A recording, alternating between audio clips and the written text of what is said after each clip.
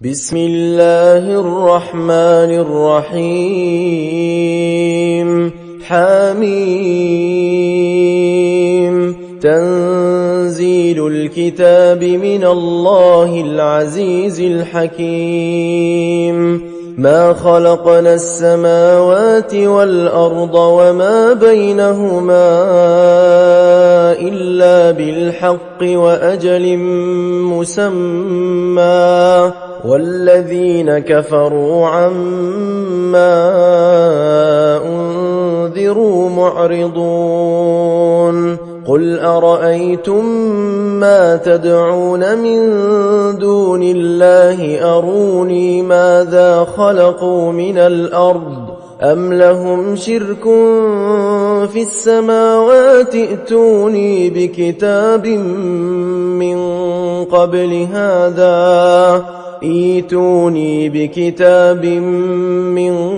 قبل هذا أو أثارة من علم إن كنتم صادقين ومن أضل ممن يدعو من دون الله من لا يستجيب له إلى يوم القيامة وهم عن دعائهم غافلون وإذا حشر الناس كانوا لهم أعداء وكانوا بعبادتهم كافرين وإذا تتلى عليهم آياتنا بينات قال الذين كفروا للحق لما جاءهم هذا سحر مبين أم يقولون افتراه قل إن افتريته فلا تملكون لي من الله شيئا هو أعلم بما تفيضون فيه كفى به شهيدا بيني وبينكم وهو الغفور الرحيم قل ما كنت بدعا من الرسل وما أدري ما يفعل بي ولا بكم إن أتبع إلا ما يوحى إلي وما أنا إلا نذير مبين قل أرأيتم إن كان من عند الله وكفرتم به وشهد شاهد من بني إسرائيل على مثله فآمن واستكبرتم إن الله لا يهدي القوم الظالمين وقال الذين كفروا للذين آمنوا لو كان خيرا ما سبقونا إليه وإذ لم يهتدوا به فسيقولون هذا إفك قديم ومن قبله كتاب موسى إماما ورحمة وهذا كتاب مصدق لسانا عربيا لينذر الذين ظلموا وبشرى للمحسنين إن الذين قالوا ربنا الله ثم استقاموا فلا خوف عليهم ولا هم يحزنون أولئك أصحاب الجنة خالدين فيها جزاء بما كانوا يعملون ووصينا الإنسان بوالديه إحسانا حملته أمه كرها ووضعته كرها، وحمله وفصاله 30 شهرا، حتى إذا بلغ أشده وبلغ 40 سنة قال رب أوزعني أن أشكر نعمتك التي أنعمت علي وعلى والدي، وأن أعمل صالحا ترضاه وأصلح لي في ذريتي إني تبت إليك وإني من المسلمين. أولئك الذين نتقبل عنهم أحسن ما عملوا ونتجاوز عن سيئاتهم في أصحاب الجنة، وعد الصدق الذي كانوا يوعدون. والذي قال لوالديه أف لكما أتعدانني أن أخرج وقد خلت القرون من قبلي وهما يستغيثان الله ويلك آمن إن وعد الله حق، فيقول ما هذا إلا أساطير الأولين. أولئك الذين حق عليهم القول في أمم قد خلت من قبلهم من الجن والإنس إنهم كانوا خاسرين. ولكل درجات مما عملوا وليوفيهم أعمالهم وهم لا يظلمون. ويوم يعرض الذين كفروا على النار أذهبتم طيباتكم في حياتكم الدنيا واستمتعتم بها فاليوم تجزون عذاب الهون بما كنتم تستكبرون في الأرض بغير الحق وبما كنتم تفسقون. واذكر أخا عاد إذ أنذر قومه بالأحقاف وقد خلت النذر من بين يديه ومن خلفه ألا تعبدوا إلا الله إني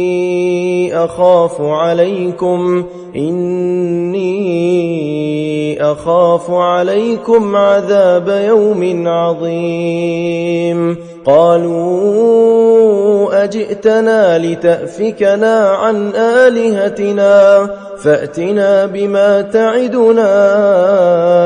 إن كنت من الصادقين. قال إنما العلم عند الله وأبلغكم ما أرسلت به ولكني أراكم قوما تجهلون. فلما رأوه عارضا مستقبل أوديتهم قالوا هذا عارض ممطرنا بل هو ما استعجلتم به ريح فيها عذاب أليم تدمر كل شيء بأمر ربها فأصبحوا لا يرى إلا مساكنهم كذلك نجزي القوم المجرمين. ولقد مكناهم في ماء مكناكم فيه وجعلنا لهم سمعا وأبصارا وأفئدة فما أغنى عنهم سمعهم ولا أبصارهم ولا أفئدتهم من شيء إذ كانوا يجحدون بآيات الله وحاق بهم ما كانوا به يستهزئون ولقد أهلكنا ما حولكم من القرى وصرفنا الآيات لعلهم يرجعون فلولا نصرهم الذين اتخذوا من دون الله قربانا آلهة بل ضلوا عنهم وذلك إفكهم وما كانوا يفترون وإذ صرفنا إليك نفرا من الجن يستمعون القرآن فلما حضروه قالوا أنصتوا فلما قضي ولوا إلى قومهم منذرين قالوا يا قومنا إنا سمعنا كتابا أنزل من بعد موسى مصدقا لما بين يديه يهدي إلى الحق وإلى طريق مستقيم يا قومنا أجيبوا داعي الله وآمنوا به يغفر لكم من ذنوبكم ويجركم من عذاب أليم ومن لا يجب داعي الله فليس بمعجز في الأرض وليس له من دونه أولياء أولئك في ضلال مبين أولم يروا أن الله الذي خلق السماوات والأرض ولم يعي بخلقهن بقادر على أن يحيي الموتى بلى إنه على كل شيء قدير ويوم يعرض الذين كفروا على النار أليس هذا بالحق قالوا بلى وربنا قال فذوقوا العذاب بما كنتم تكفرون فاصبر كما صبر أولو العزم من الرسل ولا تستعجل لهم كأنهم يوم يرون ما يوعدون لم يلبثوا إلا ساعة من نهار بلاغ فهل يهلك إلا القوم الفاسقون بسم الله الرحمن الرحيم الذين كفروا وصدوا عن سبيل الله أضل أعمالهم والذين آمنوا وعملوا الصالحات وآمنوا بما نزل على محمد وهو الحق من ربهم كفر عنهم سيئاتهم وأصلح بالهم ذلك بأن الذين كفروا اتبعوا الباطل وأن الذين آمنوا اتبعوا الحق من ربهم كذلك يضرب الله للناس أمثالهم فإذا لقيتم الذين الذين كفروا فضرب الرقاب حتى إذا أثخنتموهم فشدوا الوثاق فإما منا بعد وإما فداء حتى تضع الحرب أوزارها ذلك ولو يشاء الله لانتصر منهم ولكن ليبلو بعضكم ببعض والذين قتلوا في سبيل الله فلن يضل أعمالهم سيهديهم ويصلح بالهم ويدخلهم الجنة عرفها لهم يا أيها الذين آمنوا إن تنصروا الله ينصركم ويثبت أقدامكم والذين كفروا فتعسا لهم وأضل أعمالهم ذلك بأنهم كرهوا ما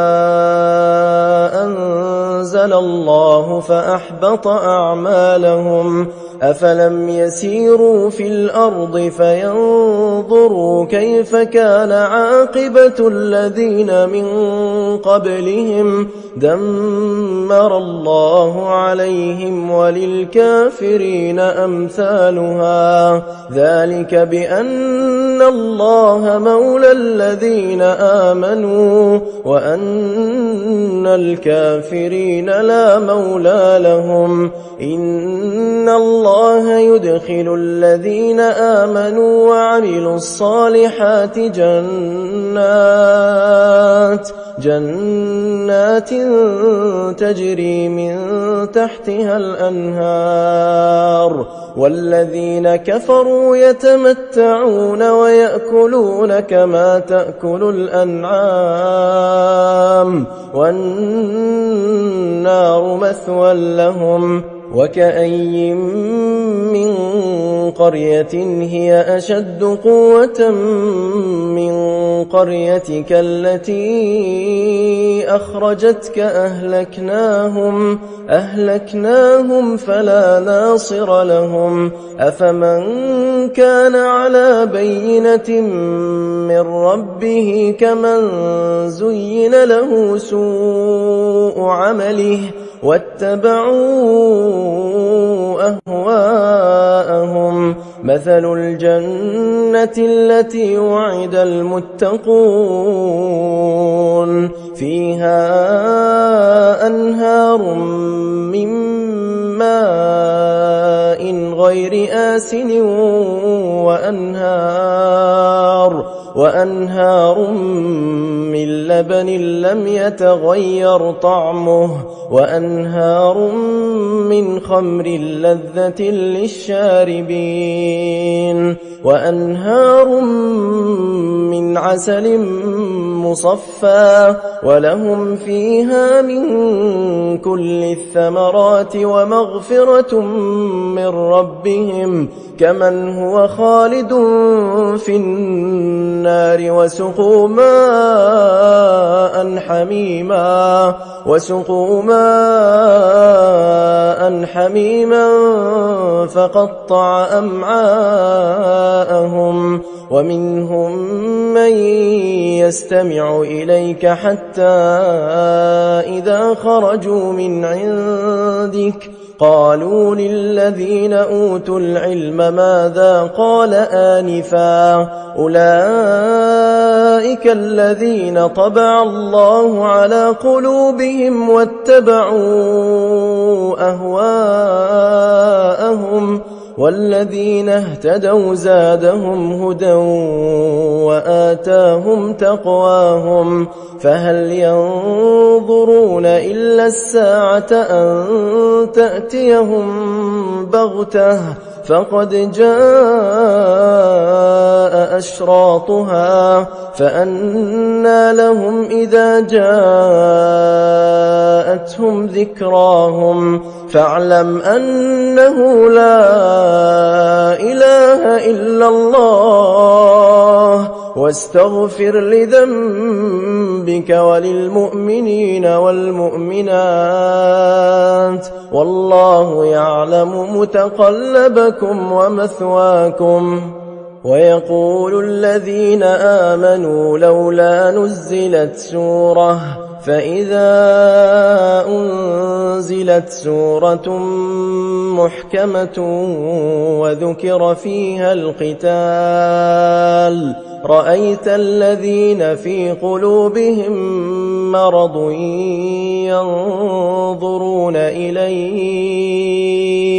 ينظرون إليك نظر المغشي عليه من الموت فأولى لهم طاعة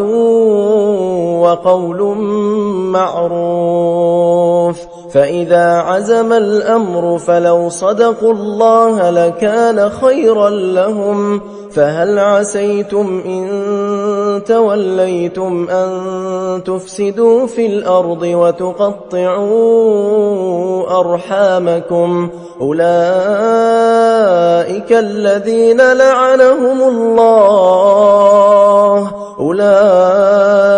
الذين لعنهم الله فأصمهم وأعمى أبصارهم أفلا يتدبرون القرآن أم على قلوب أقفالها إن الذين ارتدوا على أدبارهم من بعد ما تبين لهم الهدى الشيطان سول لهم وأملى لهم ذلك بأنهم قالوا للذين كرهوا ما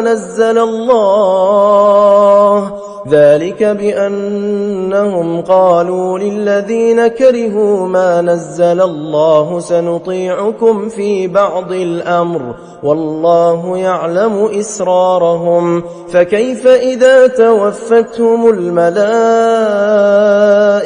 يضربون وجوههم وأدبارهم ذلك بأنهم اتبعوا ما أسخط الله وكرهوا رضوانه فأحبط أعمالهم. أم حسب الذين في قلوبهم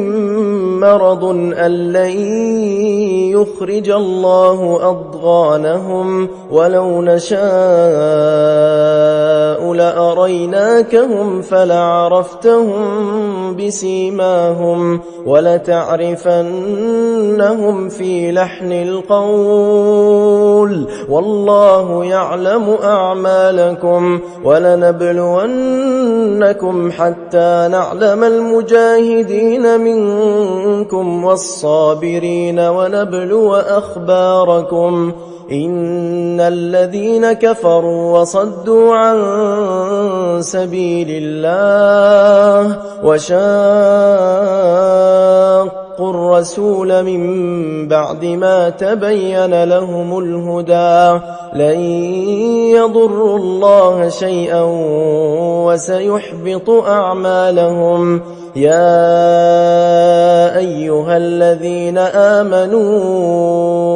أطيعوا الله وأطيعوا الرسول ولا تبطلوا أعمالكم. إن الذين كفروا وصدوا عن سبيل الله ثم ماتوا وهم كفار فلن يغفر الله لهم. فلا تهنوا وتدعوا ادعوا إلى السلم وأنتم الأعلون والله معكم ولن يتركم أعمالكم إنما الحياة الدنيا لعب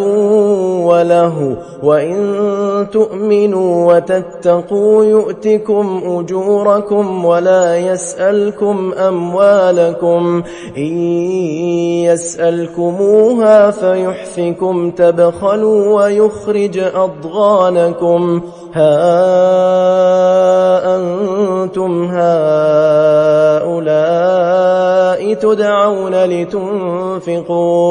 تدعون لتنفقوا في سبيل الله فمنكم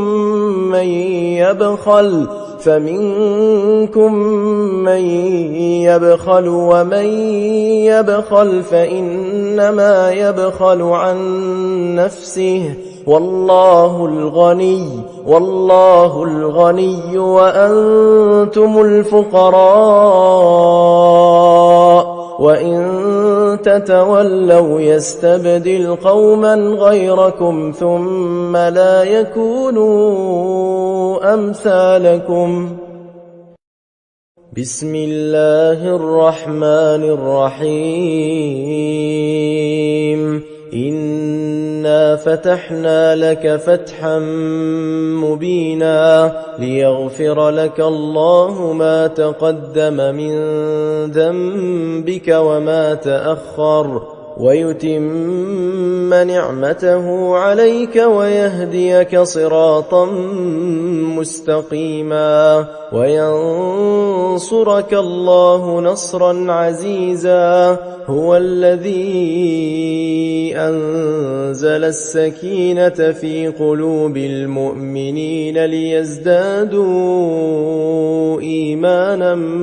مع إيمانهم ولله جنود السماوات والأرض وكان الله عليما حكيما ليدخل المؤمنين والمؤمنات جنات تجري من تحتها الأنهار خالدين فيها ويكفر عنهم سيئاتهم وكان ذلك عند الله فوزا عظيما ويعذب المنافقين والمنافقات والمشركين والمشركات الظانين بالله ظن السوء عليهم دائرة السوء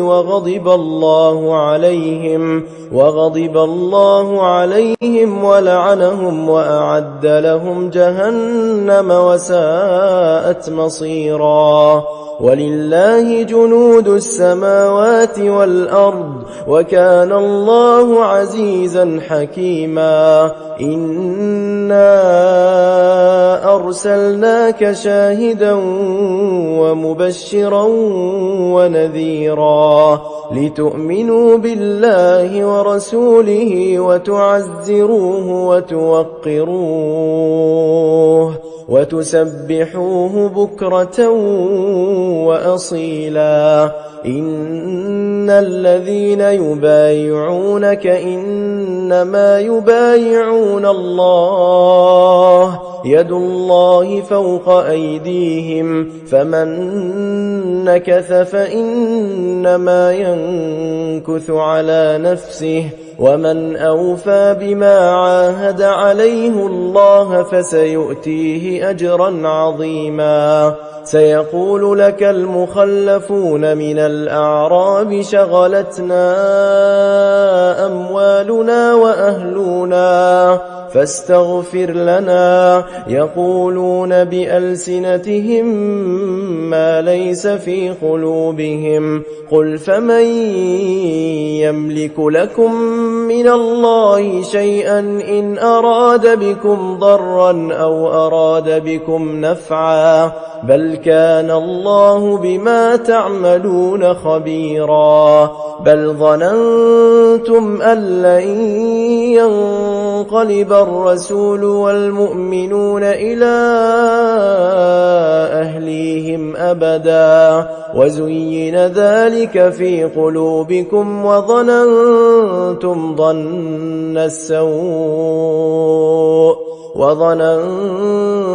ظن السوء وكنتم قوما بورا ومن لم يؤمن بالله ورسوله فإنا أعتدنا للكافرين سعيرا ولله ملك السماوات والأرض يغفر لمن يشاء ويعذب من يشاء وكان الله غفورا رحيما سيقول المخلفون إذا انطلقتم إلى مغانم لتأخذوها ذرونا نتبعكم يريدون أن يبدلوا كلام الله قل لن تتبعونا كذلكم قال الله من قبل فسيقولون بل تحسدوننا بل كانوا لا يفقهون إلا قليلا قل للمخلفين من الأعراب ستدعون إلى قوم أولي بأس شديد تقاتلونهم أو يسلمون فإن تطيعوا يؤتكم الله أجرا حسنا وإن تتولوا كما توليتم من قبل يعذبكم عذابا أليما ليس على الأعمى حرج ولا على الأعرج حرج ولا على المريض حرج ومن يطع الله ورسوله يدخله جنات تجري من تحتها الأنهار ومن يتولى يعذبه عذابا أليما لقد رضي الله عن المؤمنين إذ يبايعونك تحت الشجرة فعلم ما في قلوبهم فأنزل السكينة عليهم وأثابهم فتحا قريبا ومغانم كثيرة يأخذونها وكان الله عزيزا حكيما وعدكم الله مغانم كثيرة تأخذونها فعجل لكم هذه وكف أيدي الناس عنكم ولتكون آية للمؤمنين ويهديكم صراطا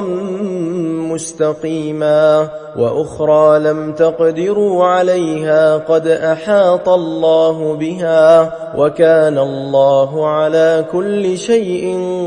قديرا ولو قاتلكم الذين كفروا لولوا الأدبار ثم لا يجدون وليا ولا نصيرا سنة الله التي قد خلت من قبل ولن تجد لسنة الله تبديلا وهو الذي كف أيديهم عنكم وأيديكم عنهم ببطن مكة من بعد أن أظفركم عليهم وكان الله بما تعملون بصيرا هم الذين كفروا وصدوكم عن المسجد الحرام والهدي معكوفا أن يبلغ محله ولولا رجال مؤمنون ونساء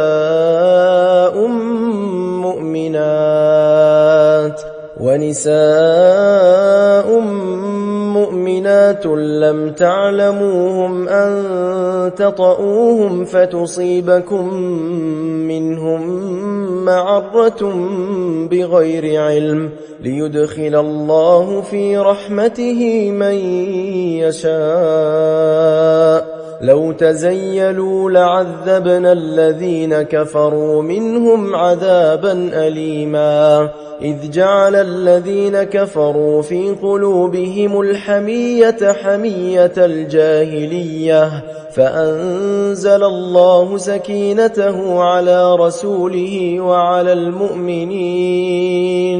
وألزمهم كلمة التقوى وكانوا أحق بها وأهلها وكان الله بكل شيء عليما لقد صدق الله رسوله الرؤيا بالحق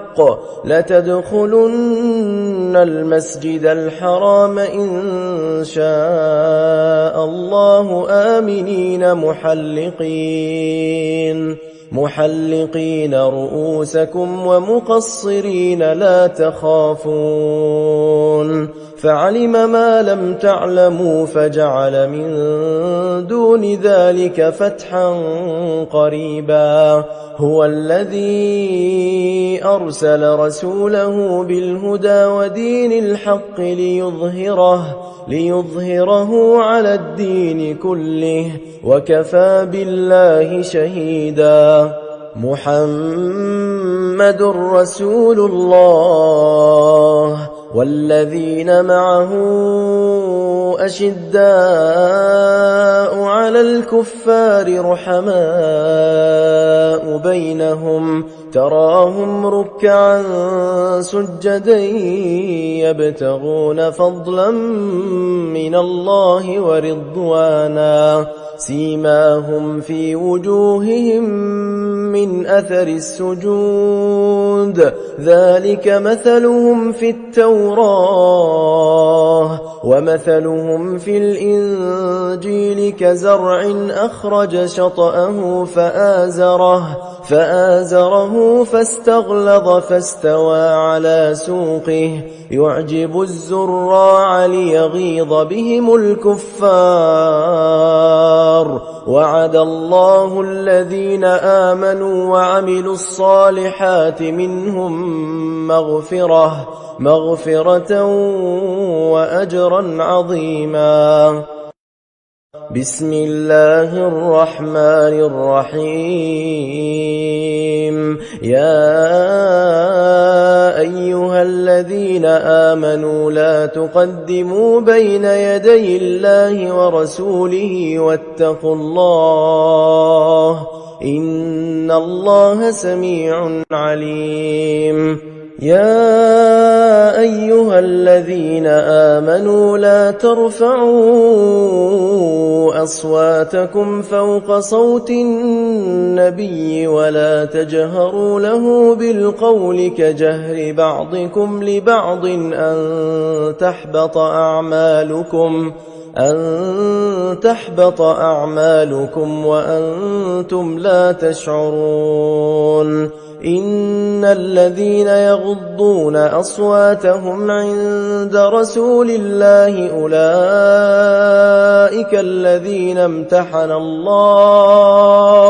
أولئك الذين امتحن الله قلوبهم للتقوى لهم مغفرة وأجر عظيم إن الذين ينادونك من وراء الحجرات أكثرهم لا يعقلون ولو أنهم صبروا حتى تخرج إليهم لكان خيرا لهم والله غفور رحيم يا أيها الذين آمنوا إن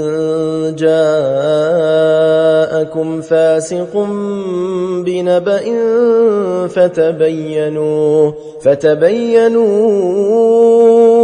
أن تصيبوا قوما بجهالة فتصبحوا على ما فعلتم نادمين واعلموا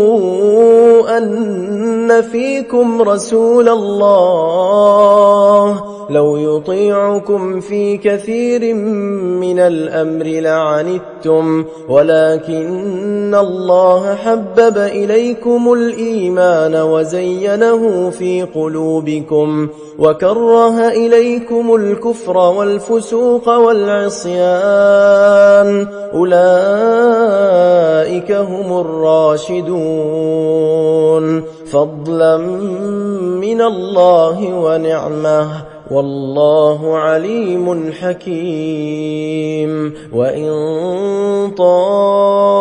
طائفتان من المؤمنين اقتتلوا فأصلحوا بينهما فإن بغت إحداهما على الأخرى فقاتلوا التي تبغي حتى تفيء إلى أمر الله فإن فاءت فأصلحوا بينهما بالعدل وأقسطوا إن الله يحب المقسطين إنما المؤمنون إخوة فأصلحوا بين أخويكم واتقوا الله لعلكم ترحمون يا أيها الذين آمنوا لا يسخر قوم من قوم عسى أن يكونوا خيرا منهم ولا نساء من نساء عسى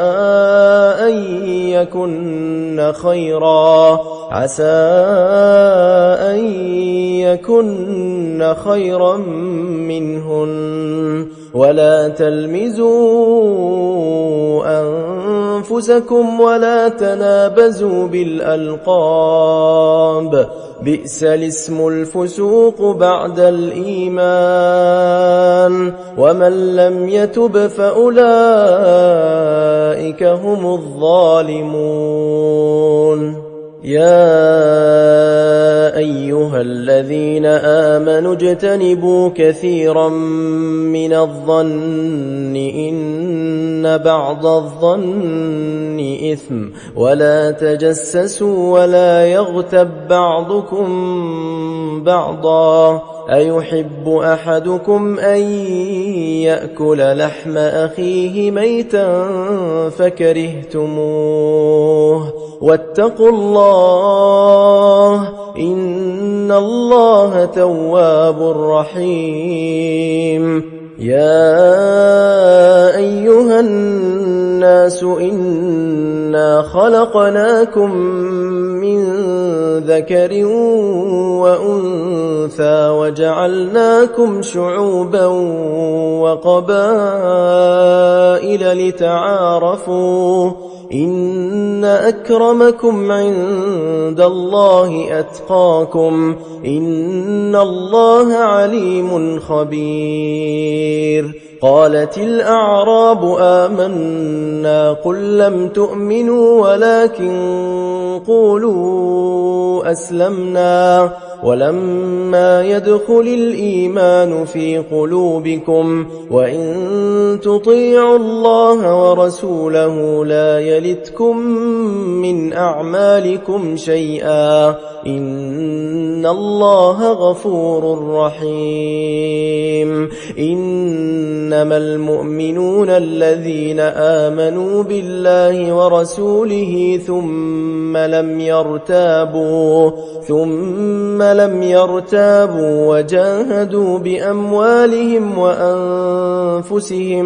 وجاهدوا بأموالهم وأنفسهم في سبيل الله أولئك هم الصادقون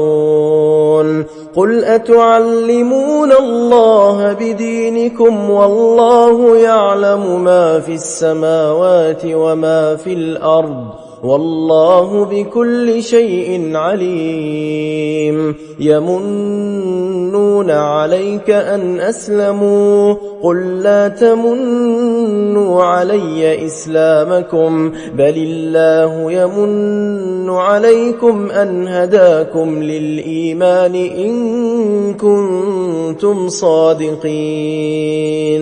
إن الله يعلم غيب السماوات والأرض والله بصير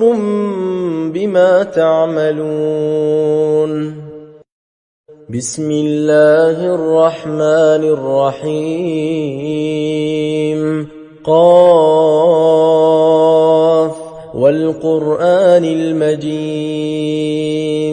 بل عجبوا أن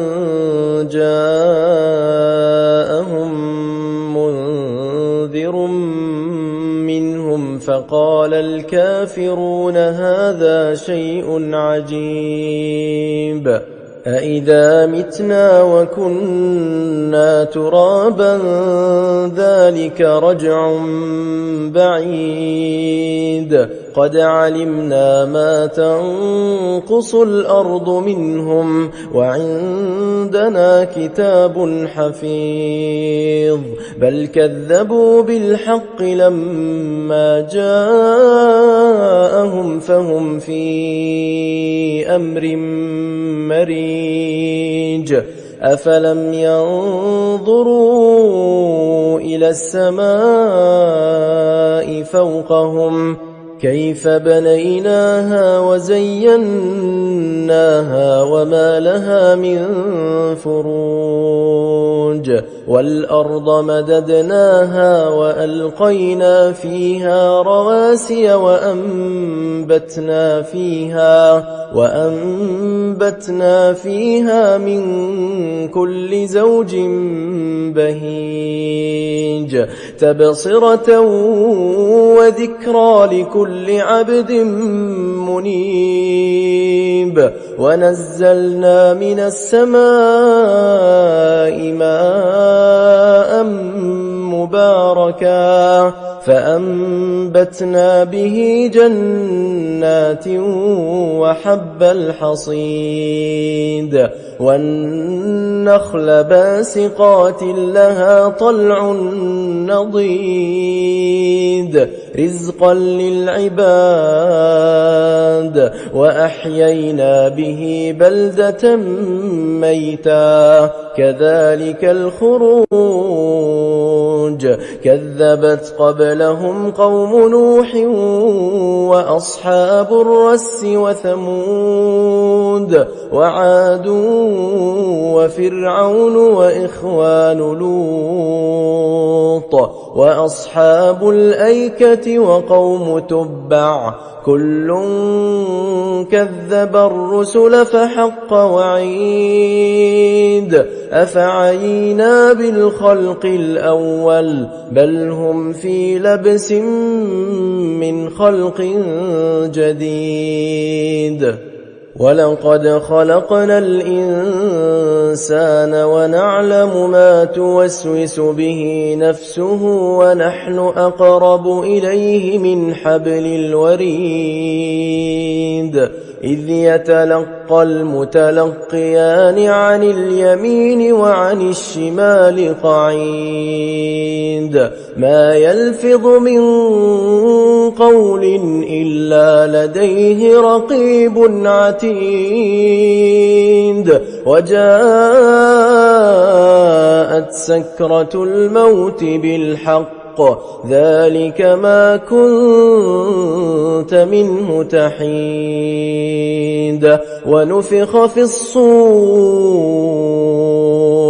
ذلك يوم الوعيد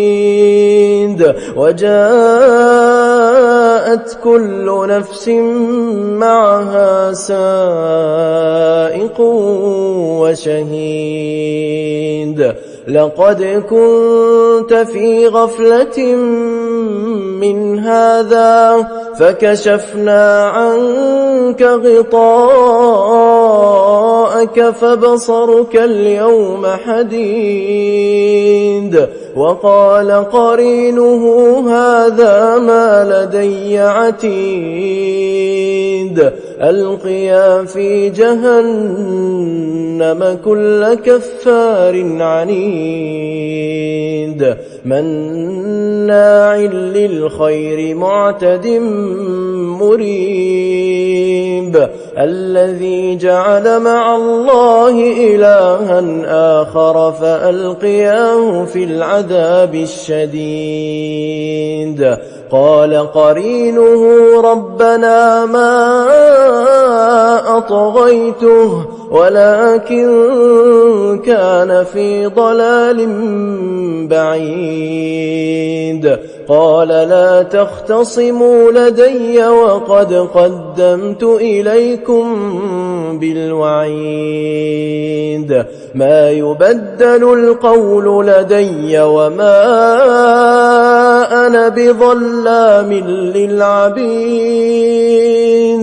يوم نقول لجهنم هل امتلأت وتقول هل من مزيد وأزلفت الجنة للمتقين غير بعيد هذا ما توعدون لكل أواب حفيظ من خشي الرحمن بالغيب وجاء بقلب منيب ادخلوها بسلام ذلك يوم الخلود لهم ما يشاءون فيها ولدينا مزيد وكم أهلكنا قبلهم من قرن هم أشد منهم بطشا فنقبوا في البلاد هل من محيص إن في ذلك لذكرى لمن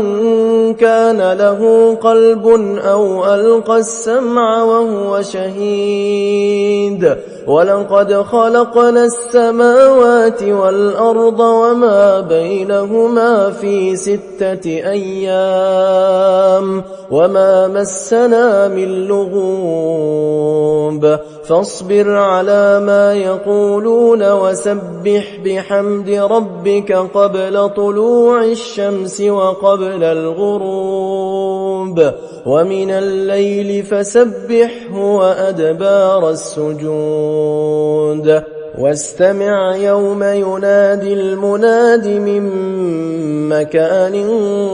قريب يوم يسمعون الصيحة بالحق ذلك يوم الخروج إنا نحن نحيي ونميت وإلينا المصير يوم تشقق الأرض عنهم سراعا ذلك حشر علينا يسير نحن أعلم بما يقولون وما أنت عليهم بجبار فذكر بالقرآن من يخاف وعيد بسم الله الرحمن الرحيم والذاريات ذروا فالحاملات وقرا فالجاريات يسرا فالمقسمات أمرا إنما توعدون لصادق وإن الدين لواقع والسماء ذات الحبك إنكم لفي قول مختلف يؤفك عنه من أفك قتل الخراصون الذين هم في غمرة ساهون يسألون أيان يوم الدين يوم هم على النار يفتنون ذوقوا فتنتكم هذا الذي كنتم به تستعجلون إن المتقين في جنات وعيون آخذين ما آتاهم ربهم إنهم كانوا قبل ذلك محسنين كانوا قليلا من الليل ما يهجعون وبالأسحار هم يستغفرون وفي أموالهم حق للسائل والمحروم وفي الأرض آيات للموقنين وفي أنفسكم أفلا تبصرون